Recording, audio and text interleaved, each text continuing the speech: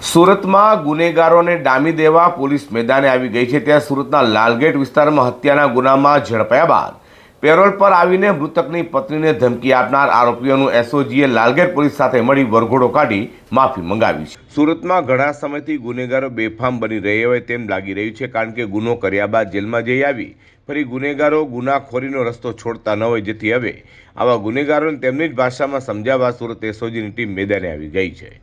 ત્યાં સુરતમાં અગાઉ લાલગેટ પોલીસ મથકની હદમાં એક યુવાનની હત્યા કર્યા બાદ જેલમાં જઈ ત્યાંથી પેરોલ પર આવી મૃતકની પત્નીને ધમકી આપનાર આરોપીનો લાલગેટ પોલીસે એસઓજીના ડીસીપી રાજદીપસિંહ નકુમ અને પીઆઈ અતુલ સોનારાની આગેવાનીમાં વરઘોડો કાઢ્યો હતો।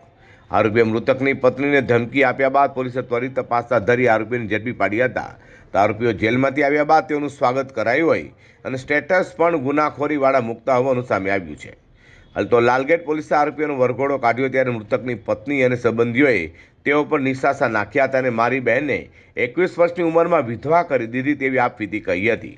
તો એસઓજીના ડીસીપીએ લોકોને આવા લુખાઓથી ડરવું નહીં અને પોલીસને જાણ કરવા જણાવ્યું છે।